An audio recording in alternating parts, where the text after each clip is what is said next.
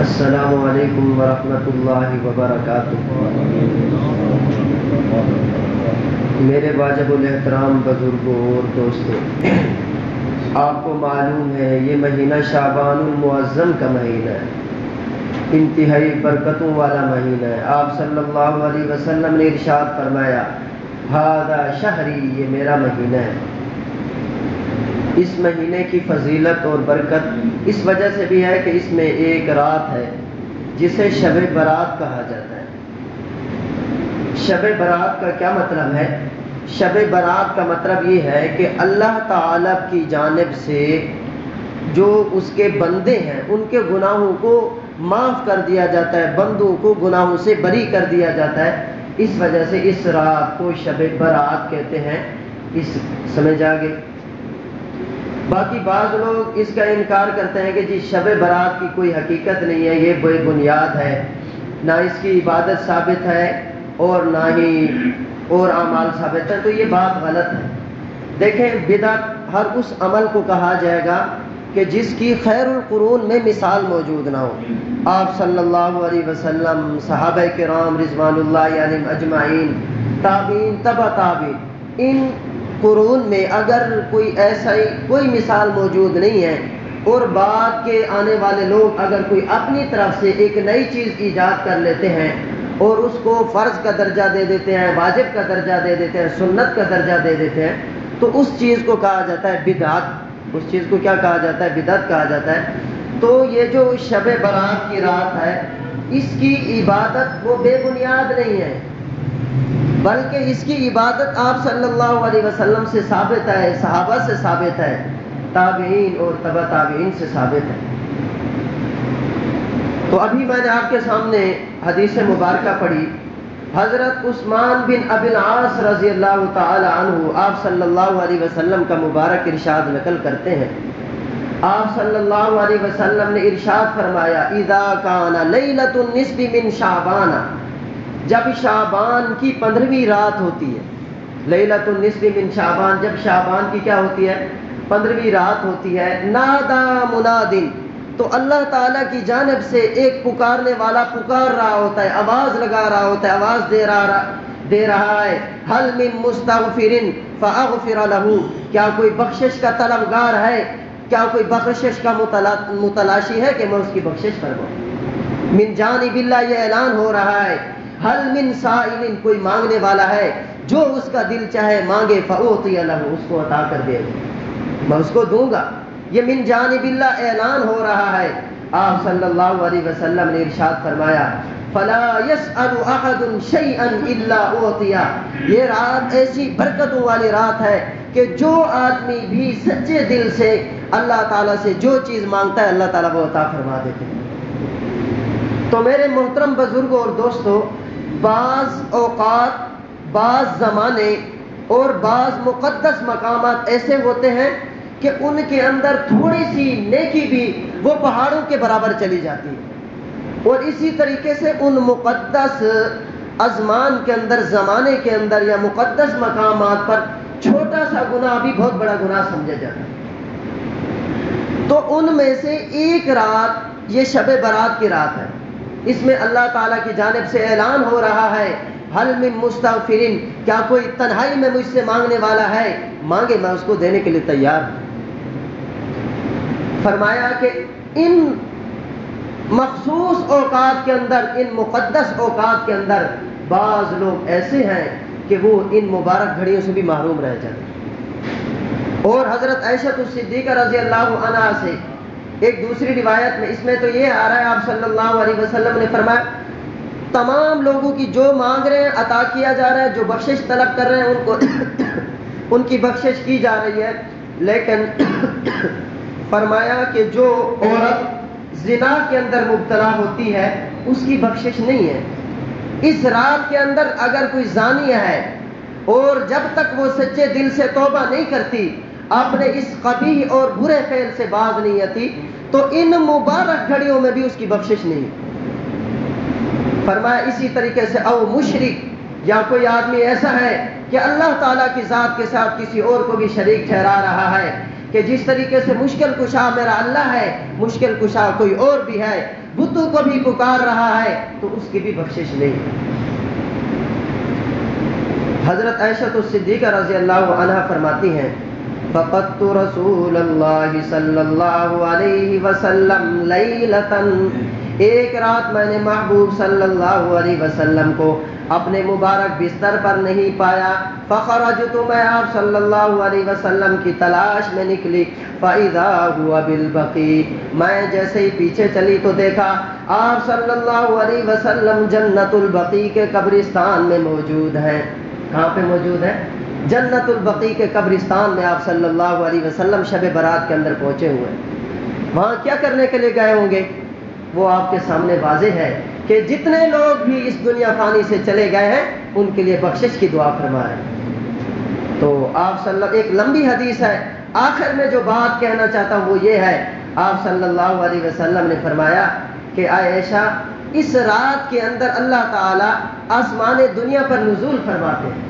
وہ کیسے؟ کما یلیق بشانہ، آسمان دنیا پر اللہ تعالیٰ کا نزول ہو جاتا ہے، فیغفر لاکثر من عدد شعر غنم، فرمایا آسمان دنیا پر نزول ہو جاتا ہے۔ اس سے پہلے ایک بات اور آپ کو اور سمجھا دوں، وہ یہ ہے کہ مدینہ منورہ کے اندر ایک قبیلہ تھا بنی کلب، اور یہ قبیلہ بکریوں کا بہت زیادہ مشتاق تھا، یہ محبوب تھے، بکریاں کثرت سے پالتے تھے، اور ان کے ہاں بکریوں کے ریوڑ در ریوڑ اتنی کثیر تعداد میں بکریاں ہوتی تھیں ان کے پاس۔ تو آپ صلی اللہ علیہ وسلم نے ارشاد فرمایا کہ اس رات اللہ تعالیٰ آسمان دنیا پر نزول فرماتے ہیں، اور قبیلہ بنی کلب کی جتنی بکریاں ہیں اور ان کے جسم پر جو بال ہیں، ایک بکری کے جسم پر پتہ نہیں کتنی کثیر تعداد میں، گننا چاہیں تو ہم گن نہیں سکتے، وہ لامحدود ہیں، گننے سے باہر ہیں۔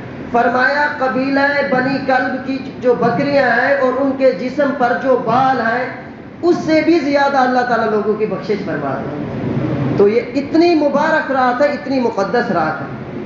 تو میرے محترم بزرگوں اور دوستوں، تو یہ رات جو ہے نا، بدعت نہیں ہے اس کے اندر عبادت کرنا، بلکہ عبادت ایسے کی جائے جیسے شریعت کا حکم۔ فرمایا اس مقدس رات کے اندر بھی بعض لوگ ایسے ہیں جو اس مبارک گھڑیوں کے اندر بھی محروم رہ جاتے ہیں، ان کی بخشش نہیں ہوتی۔ پہلے نمبر پر مشرک کی بخشش نہیں ہے۔ اللہ تعالیٰ قرآن کریم میں ارشاد فرماتے ہیں ان اللہ لا یغفر ان یشرک بہ ویغفر ما دون ذلک لمن یشاء، اللہ تعالیٰ مشرک کے علاوہ ہر کسی کی بخشش کر دیں گے، چاہے جتنا ہی بڑے سے بڑا گناہ گار کیوں نہیں ہے۔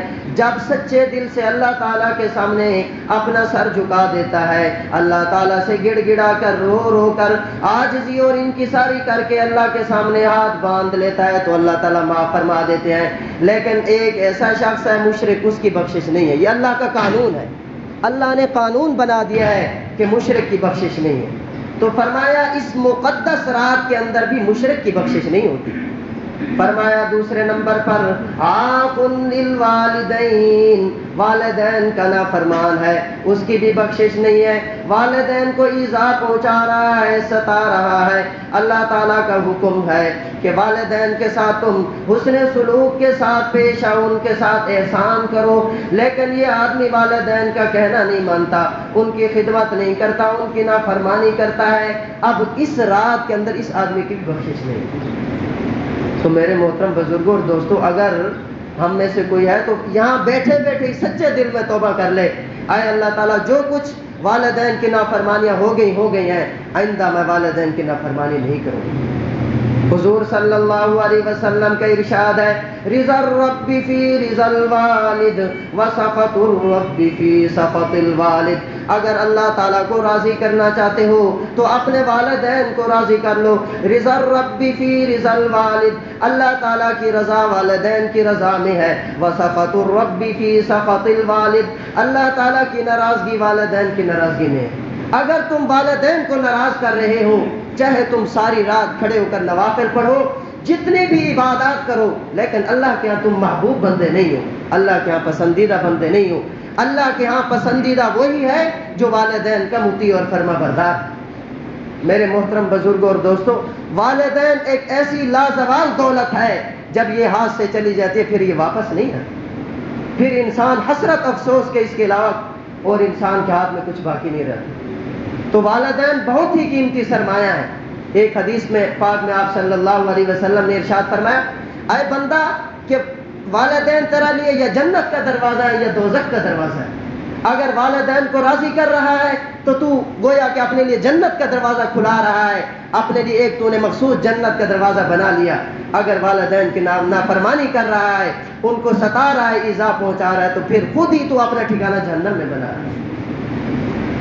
فرمایا اس مقدس رات کے اندر اس والدین کے نافرمان کی بھی بخشش نہیں، بشرطے کہ سچے دل سے توبہ کر لے، اللہ تعالیٰ سے توبہ کرے، پھر اس کی بھی بخشش ہو جائے۔ تیسرے نمبر پر فرمایا کہ قاتل جو مسلمانوں کا ناحق قتل کر رہا ہے، کسی مسلمان کو قتل کر رہا ہے، قاتل ہے، اس کی بھی بخشش نہیں۔ میرے محترم بزرگوں اور دوستوں، اللہ تعالیٰ نے قرآن کریم میں بڑے سخت الفاظ کے اندر یہ ارشاد فرمایا، وَمَن يَقْتُلْ مُؤْمِنًا مُتَعَمِّدًا فَجَزَاؤُهُ جَهَنَّمُ خَالِدًا فِيهَا وَغَضِبَ اللَّهُ عَلَيْهِ وَلَعَنَهُ وَأَعَدَّ لَهُ عَذَابًا عَظِيمًا، کہ جو کسی مسلمان کو جان بوجھ کر قتل کرے، وَمَن يَقْتُلْ جو شخص قتل کرے، مؤمنا مسلمان کو، متعمدًا جان بوجھ کر، فَجَزَاؤُهُ جَهَنَّمُ پھر اس کا ٹھکانہ جہنم، خَالِدًا فِيهَا اس میں وہ ہمیشہ رہے گا، وَغَضِبَ اللَّهُ عَلَيْهِ دنیا میں اللہ کی اس پر غضب، اللہ کی ناراضگی، وَلَعَنَهُ اور اللہ کی اس پر لعنت ہو۔ اور آخرت میں کیا ہے؟ دنیا کے اندر قاتل کو چین نہیں ہے، سکون نہیں ہے، اللہ تعالیٰ اس آدمی سے چین چھین لیتے ہیں، سکون چھین لیتے ہیں۔ کیا وہ کیا میری مخلوق نہیں ہے؟ کیا میں نے تجھے پیدا کیا؟ کیا اس کو کسی اور نے پیدا کیا ہے؟ تو مسلمان کو قتل کرنا کبھی بھی اس کی شریعت اجازت نہیں دیتی۔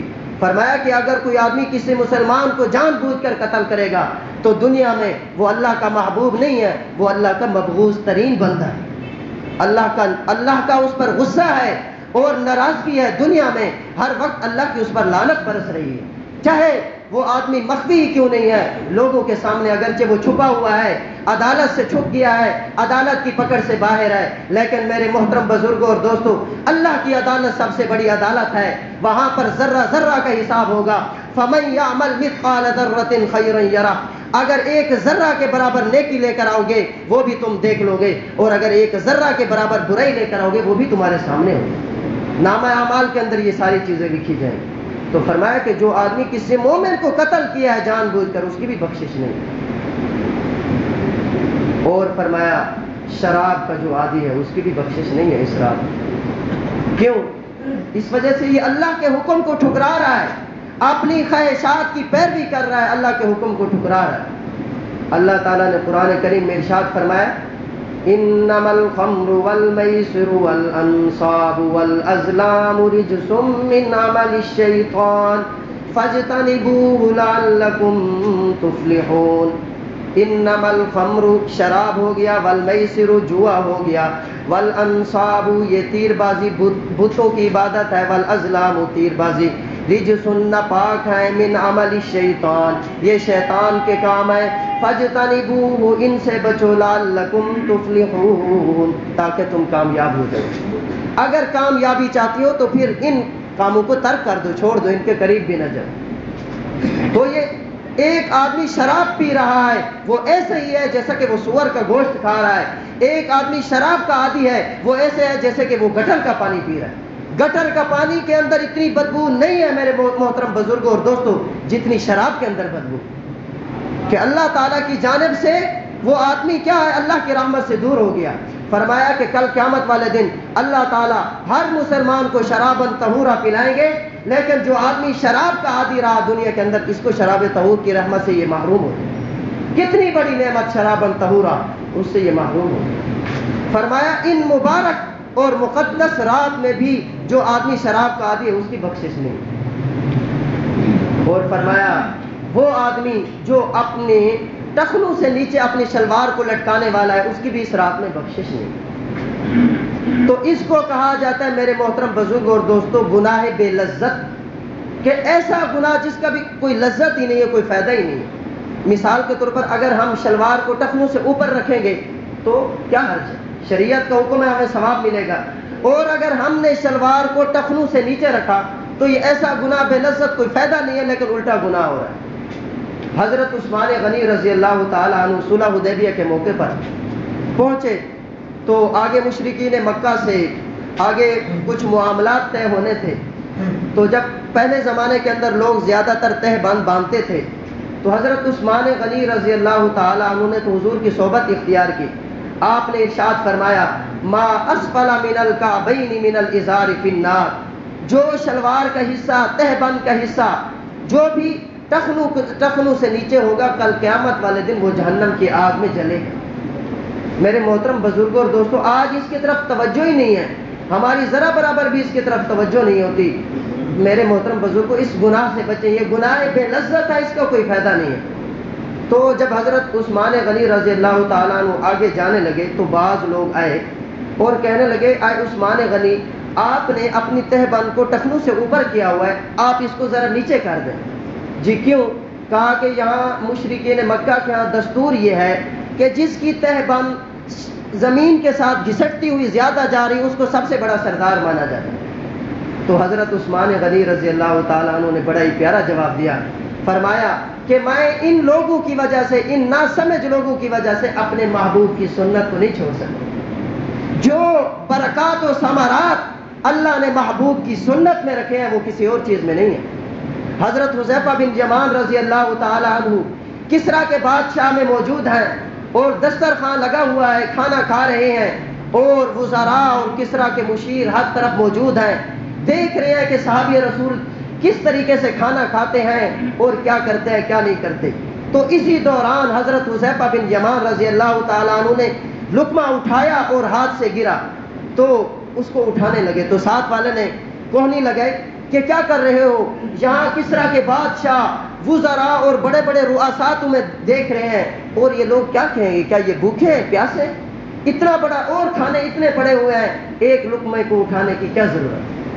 تو اس وقت میرے محترم بزرگوں اور دوستوں، حضرت حذیفہ بن یمان نے ایک بہت ہی قیمتی جملہ ارشاد فرمایا جو آج تک کبھی بھولا نہیں جا سکتا، بھلایا نہیں جا سکتا۔ تو کیا ارشاد فرمایا؟ اَأَتْرُكُ سُنَّةَ حَبِيبِي لِهَٰؤُلَاءِ الْحُمَقَاءِ، کیا میں اپنے محبوب صلی اللہ علیہ وسلم کی سنت کو چھوڑ دوں ان احمقوں کی وجہ سے؟ مجھے یہ لوگ کیا سمجھیں گے، مجھے اس بات کی پرواہ نہیں ہے، میرے نزدیک جو قابل ترجیح ہے چیز ہے وہ محبوب کی سنت ہے۔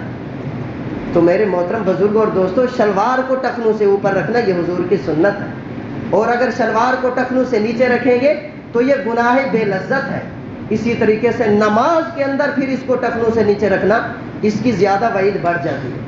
اگر کسی کی توجہ ہٹ جائے تو ساتھ والا ذرا ادب کے ساتھ، احترام کے ساتھ، نرمی کے ساتھ، سختی کے ساتھ نہیں، شریعت میں سختی نہیں ہے، نرمی کے ساتھ سمجھا دیں کہ بھائی جان شلوار کو ٹخنوں سے اوپر کر لیں، ادب و احترام سے سمجھا دیا کریں تاکہ اس بھائی کا بھی کیا ہو جائے، فائدہ ہو جائے۔ تو فرمایا کہ اس مبارک رات کے اندر جو آدمی شلوار کو ٹخنوں سے نیچے رکھتا ہے اس کی بھی بخشش نہیں ہے، اور فرمایا کہ جو آدمی کسی مسلمان کے بارے میں اپنے دل کے اندر کینہ رکھ رہا ہے، بغض رکھ رہا ہے، عداوت رکھ رہا ہے، اس کی بھی بخشش نہیں، کہ اس کے پاس اللہ نے اس کو مال و دولت کیوں دی ہوئی ہے، اللہ نے اس کو علم کیوں دیا ہوا ہے، اس کے پاس بنگلہ کیوں ہے، اس کے پاس گاڑی کیوں ہے، یہ آدمی اتنی کثرت سے عبادت کیوں کرتا ہے، اور یہ دل ہی دل میں حسد کر رہا ہے، جل رہا ہے، کہ دعائیں کر رہا ہے، دل ہی دل میں بد دعائیں کر رہا ہے اس کے خلاف، کاش کہ اس کے پاس یہ چیز نہ رہے، یہ چیز اس کے پاس نعمت چلی جائے، یہ میرے پاس آ جائے۔ فرمایا کہ اگر کسی مسلمان کے دل کے بارے میں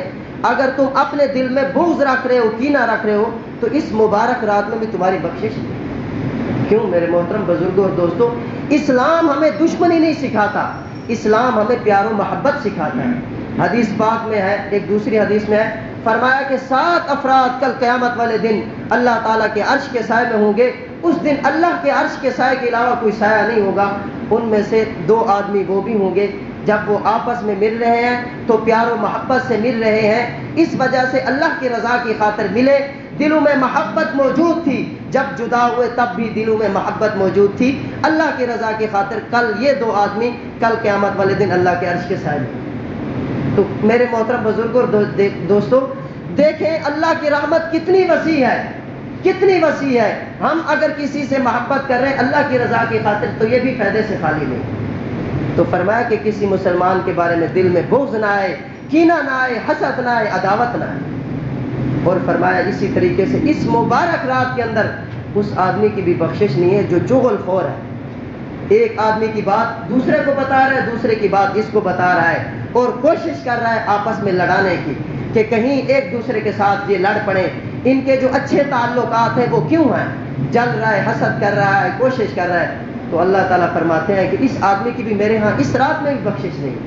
ورنہ اللہ تعالیٰ کی رحمت اتنی کثیر کہ قبیلہ بنی کلب کی بکریوں کی جو تعداد ہے اور اس کے جسم پر جو بال ہیں بکریوں پر, اس سے بھی زیادہ اللہ تعالیٰ کثیر تعداد میں بخشش فرما رہے ہیں. تو میرے محترم بزرگوں اور دوستوں, یہ مبارک گھڑیاں کبھی کبھی زندگی میں نصیب ہوتی ہیں. پتہ نہیں ہے اگلے سال ہم یہاں ہوں گے یا نہیں ہوں گے. اور آپ صلی اللہ علیہ وسلم نے ایک حدیث میں یہ ایسی رات ہے, اس رات کے اندر اگلے سال کے کون بچہ پیدا ہوگا اور کس کا وفات ہوگی وہ لوح محفوظ سے منتقل کر کے اللہ تعالیٰ فرشتوں کے سپرد کر دے. اور ہر آدمی کا رزق اتار دیا جاتا ہے کہ آئندہ اس سال میں اس آدمی کو کتنا رزق دیا جائے. تو اس سے ایک بات سمجھ میں آ جانی چاہیے کہ جب رزق من جانب اللہ اتارا جا رہا ہے, وہ جتنا رزق اللہ نے ہمارے مقدر میں لکھا ہے ملنا اتنا ہی ہے. تو پھر ہم کیوں نہ جائز اسباب اختیار کریں. حرام کے اسباب اختیار کرنے سے میرے محترم بزرگوں اور دوستوں رزق میں اضافہ نہیں ہوتا بلکہ رزق کے اندر برکات ختم ہو جاتی ہیں. اللہ تعالیٰ قرآن کریم میں ارشاد فرماتے ہیں یمحق اللہ الربا ویربی الصدقات. جو ربا ہے, سود, تم یہ سمجھ رہے ہو کہ ہمارے رزق کے اندر اضافہ ہو رہا ہے, حقیقت میں یہ رزق کے اندر اضافہ نہیں ہے, یہ رزق کے اندر کمی ہو رہی ہے. برکات سے وہ مال ختم ہو جاتا ہے, اس مال کے اندر برکت ختم ہو جاتی ہے, چاہے وہ لاکھوں ہی کیوں نہیں ہے آدمی کے پاس, چاہے کروڑوں ہی کیوں نہیں ہے, لیکن وہ سود کا ہے تو اس کے اندر برکت نہیں ہے. انجام کار کے اعتبار سے اس مال کا کوئی فائدہ نہیں ہے. فرمایا یمحق اللہ الربا, اللہ تعالیٰ ربا کو مٹا دیتے ہیں, ویربی الصدقات, اللہ تعالیٰ صدقات کو بڑھا دیتے ہیں. جو آدمی زکوٰۃ ادا کر رہا ہے, صدقات ادا کر رہا ہے, عشر ادا کر رہا ہے, تو وہ یہ نہ سمجھے, دل کے اندر یہ بات نہ لے کر آئے کہ جی میں زکوٰۃ دے رہا ہوں تو میرے مال سے اتنے پیسے کم ہو گئے. ہرگز نہیں, بلکہ رزق دینے والی ذات اللہ تعالیٰ کی ذات ہے. وَيَرْزُقُهُ مِنْ حَيْثُ لَا يَحْتَسِبُ, اللہ تعالیٰ تمہیں ایسی جگہ سے رزق عطا فرمائیں گے جو تمہارے وہم و گمان میں بھی نہیں. تو رزق کا مالک کون ہے؟ اللہ تعالیٰ ہے. تو میرے محترم بزرگوں اور دوستوں جائز اسباب اختیار کیا کرو. حرام اسباب اختیار کرنے سے رزق میں اضافہ نہیں ہوتا, رزق ملتا وہی ہے لیکن آدمی الٹا گناہگار ہو جاتا. تو جائز اسباب اختیار کرو, ناجائز اسباب سے بچو, وگرنہ رزق کے اندر برکات اور ثمرات ختم ہو جاتے. تو فرمایا ان مبارک گھڑیوں کے اندر یہ 7 افراد ایسے ہیں ان کی بخشش نہیں ہے, ہاں بشرطے کہ یہ سچے دل سے توبہ کرے. مشرک کے علاوہ اگر مشرک بھی سچے دل سے توبہ کر لیتا ہے تو اللہ تعالیٰ کی ذات غفور الرحیم ذات ہے, بخشنے والی ذات ہے, مہربان ذات ہے, وہ بھی مشرک کو بھی بخش دے. فرمایا اس رات کے اندر کیا کرنی چاہیے؟ اس رات کے اندر نوافل کثرت سے پڑھنے چاہیے. اب نوافل کیا ہے؟ سنتوں میں اور نوافل میں میرے محترم بزرگوں اور دوستوں شریعت کا حکم یہ ہے کہ یہ عبادات گھر کے اندر ادا کی جائے. اگر کسی آدمی نے نفل پڑھنی ہے تو افضل یہ ہے کہ وہ گھر کے اندر پڑھے, سنتیں پڑھنی ہے تو افضل یہ ہے کہ وہ گھر کے اندر پڑھے. باقی مسجد کے اندر جو ہے وہ نماز با جماعت ادا کی جائے. لیکن جب اس زمانے کے علماء کرام نے دیکھا, مفتیان کرام نے دیکھا کہ لوگوں کے اندر اب سستی پیدا ہو گئی ہے, غفلت پیدا ہو گئی ہے, کاہلی پیدا ہو گئی ہے, اب اگر لوگ مسجد میں سنت ادا نہ کرے تو پھر گھر میں جا کر سنتوں سے محروم ہو جاتے ہیں, اور جو آدمی سنتیں نہیں پڑھے گا تو کل قیامت والے دن حضور کی شفاعت سے محروم ہو جائے گا. تو بامر مجبوری مفتیان کرام نے یہ حکم دیا, یہ فتویٰ دیا ہے کہ اگر کوئی آدمی مسجد میں سنتیں پڑھنا چاہتا ہے تو پڑھ سکتا ہے, کیونکہ اب سستی پیدا ہو چکی ہے, کاہلی پیدا ہو چکی ہے. اور نوافل کا بھی افضل یہ ہے کہ نوافل آدمی تنہائی میں پڑھے اور گھر میں پڑھے. اب شب برات کے اندر ہوتا کیا ہے میرے محترم بزرگوں اور دوستوں؟ ہوتا یہ ہے کہ لوگ مسجد کے اندر سارے جمع ہو جاتے ہیں اور جمع ہو کر بعض لوگ صلاۃ التسبیح کی جماعت کرا رہے ہیں, حالانکہ نوافل کی جماعت مکروہ تحریمی ہے. اگر کوئی آدمی صلاۃ التسبیح کی جماعت کرا رہا ہے تو بجائے ثواب کے وہ الٹا گناہ رہے ہیں. کیوں؟ وجہ یہ ہے کہ میرے محترم بزرگوں اور دوستوں، دین نام ہے اتباع. دین کیا ہے؟ نام ہے اتباع کا. ایک مرتبہ حضرت علی رضی اللہ تعالیٰ عنہ نے بہت ہی پیارا جملہ ارشاد فرمایا.